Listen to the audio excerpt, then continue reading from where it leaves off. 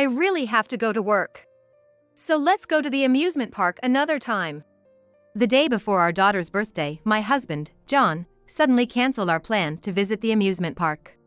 Since it couldn't be helped, I went to the amusement park with my daughter, Lily, and to my surprise, we saw John there, enjoying himself with a woman and a child we didn't recognize. Seeing John prioritizing plans with other people on such a special day, my anger exploded. And then, I decided to take revenge that he would regret for the rest of his life. My name is Susan Mitchell, 34 years old. I work as a certified public accountant. When I was younger, I was a hard worker. But after giving birth, I decided to cherish the time spent with my daughter. So, I've become a freelancer and I'm comfortably working from home. Our family of 3, including my husband John and our daughter Lily, is not particularly wealthy, but we're living a happy life.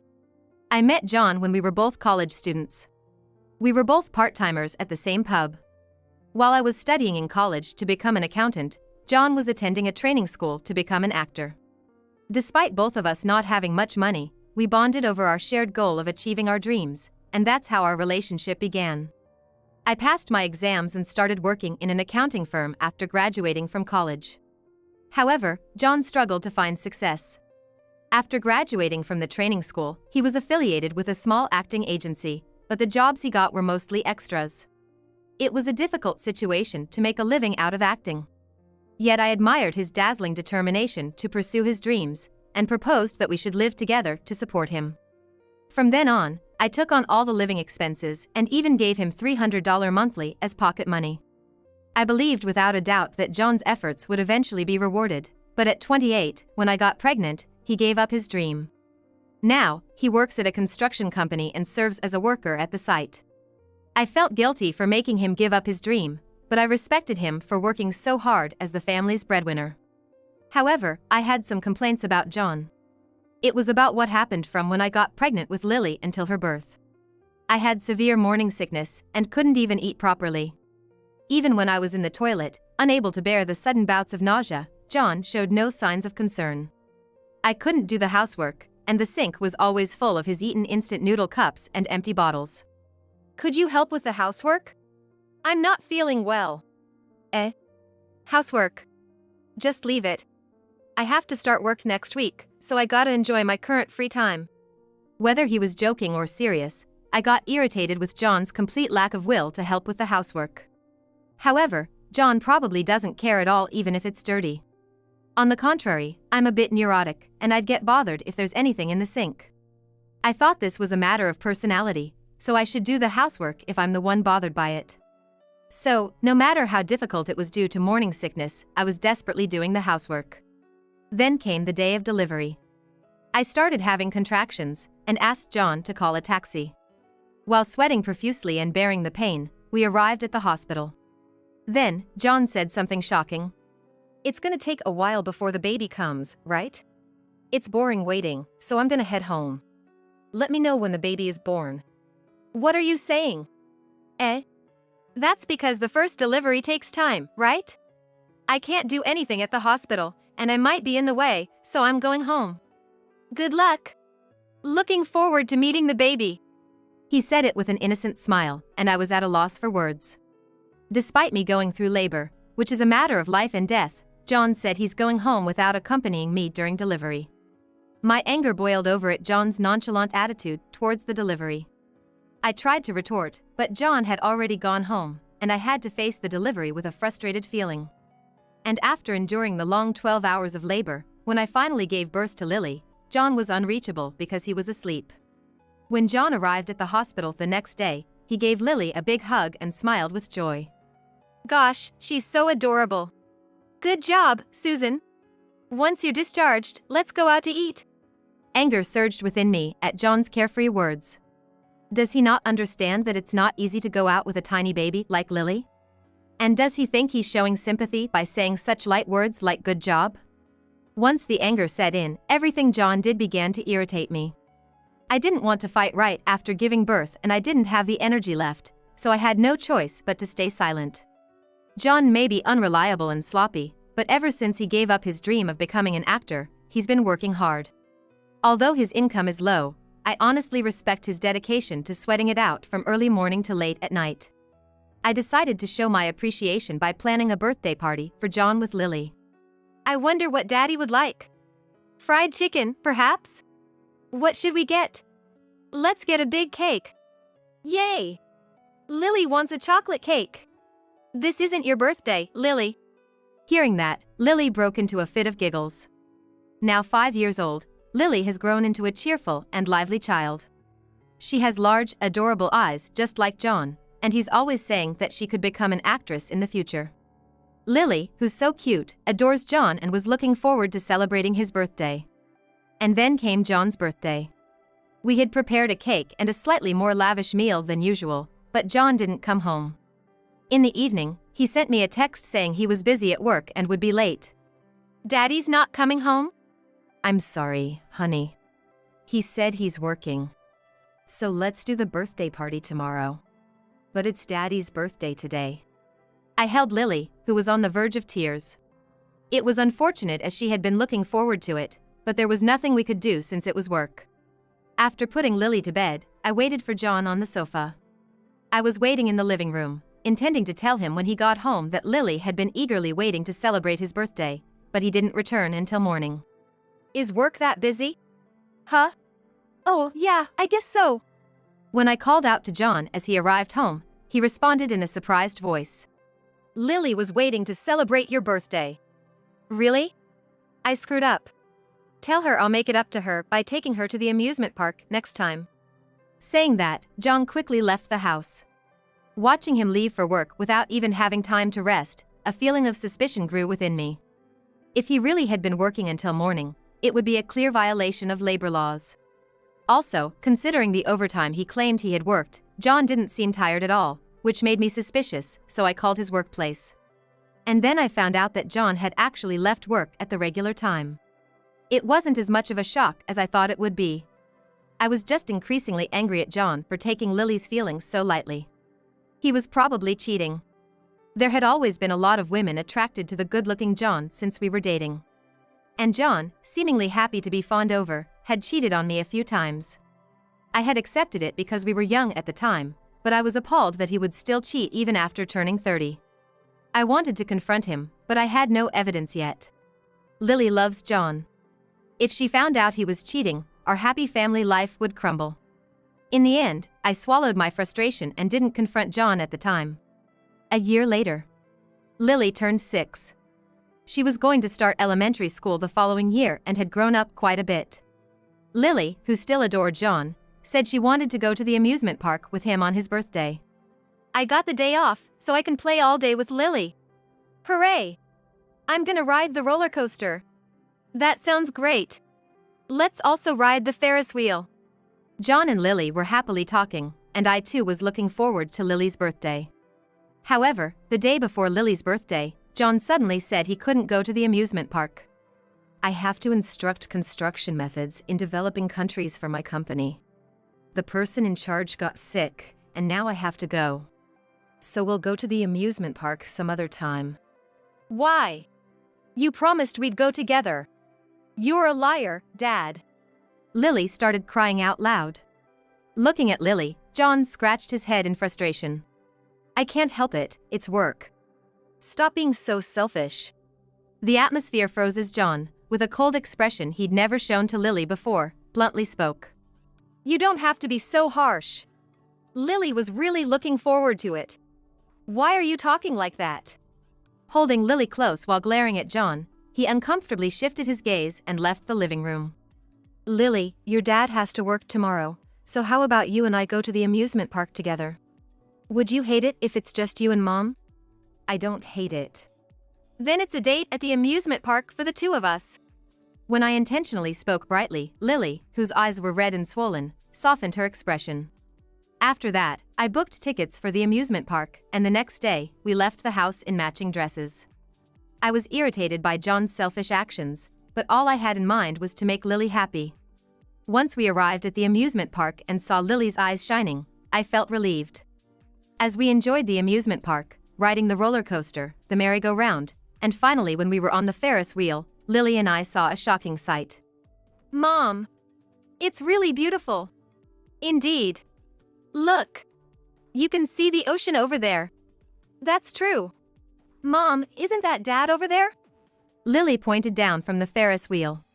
There stood John, lined up to ride the Ferris wheel. Next to John was a woman wearing a cap low over her eyes and sunglasses, and a girl a little older than Lily. The three of them were laughing happily and looked like a perfect family from afar. I quickly covered Lily's eyes. Don't look! I had no idea why John was there, or what his relationship was with the woman and the girl. My mind was a mess, but above all, I didn't want Lily to know this side of John. It would hurt her to know that her beloved father was cheating and prioritizing promises with other people over her. I didn't want to make her sad on her birthday.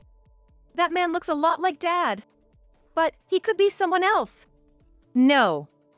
It's Dad. He's even wearing the clothes he always wears. Lily, clever for her age, brushed off my hand and stared at John. Is this cheating? How do you know such a word? My friend from kindergarten told me. It's a really bad thing. That friend's mom cried every day. Is Dad a bad person? I was speechless. Then Lily stared at me and spoke. Mom, I love Dad a lot. But I love Mom even more. If Dad makes Mom sad, Lily is on Mom's side. Lily. Tears spilled from my eyes at Lily's words. It was always painful dealing with John's infidelity, and each time it was a shock. But I couldn't show my weakness and had been pretending to be strong. However, after Lily spoke, I felt the pain in my heart and naturally started crying. All the while, Lily held me with her small hands. A few minutes later, after calming down, I looked at Lily's face. Lily, who was looking at me with a very worried expression, was a truly kind child. Anger exploded within me against John, who cancelled on Lily's birthday, my precious child, and cheated. Lily must also be very hurt now, though she's not showing it. I can never forgive John for ruining such a special day, Lily's birthday. I swore in my heart to take revenge on John. The Ferris wheel moved slowly, getting closer to the ground. And when the door opened, I made eye contact with John, who was lined up. Why? John's soft voice was heard. Then, John obviously crouched to hide from the woman he was having an affair with. Walking towards the uncooperative John. John, good job on your overseas business trip. When I grabbed John's arm, he shivered. That's not a case of mistaken identity, is it? Of course not. You said you couldn't go to the amusement park today because it was Lily's birthday, but why are you here? And what's your relationship with those two? Upon hearing my words, the people lined up started to whisper. Feeling uncomfortable from the attention, both the woman and John clearly started to panic. She's my childhood friend, and because she's a single mother, I decided to bring her to the amusement park. It's sad if she can't enjoy herself, right? I can take Lily anytime. That's not right. You are Mindy's papa. Suddenly, the little girl they were with raised her voice. He is Mindy's. Although he doesn't come home from work on weekdays, he plays with me every Sunday. Right, Mama? The woman John was having an affair with was at a loss for words. That's wrong. He is Lily's papa. He always comes home to Lily's house. Papa is cheating with that woman. Upon hearing Lily's words, people around started talking badly about John.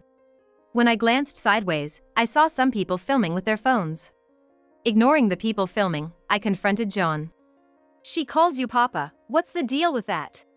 Well, of course, I can't be her father. I am your husband after all. Oh, so you're just friends with this woman? Of course. We're just friends. John said as if he was murmuring.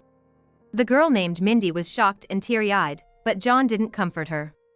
Then, the little girl grabbed John's hand. That's a lie. He always says he loves Mama.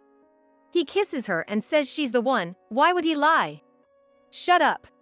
Why would you say that? Mindy didn't do anything wrong. With that, Mindy started to cry out loud. Drawing even more attention, John and the woman he was having an affair with desperately tried to calm her down. But it had no effect, and Mindy shook off the two of them. That's when it happened.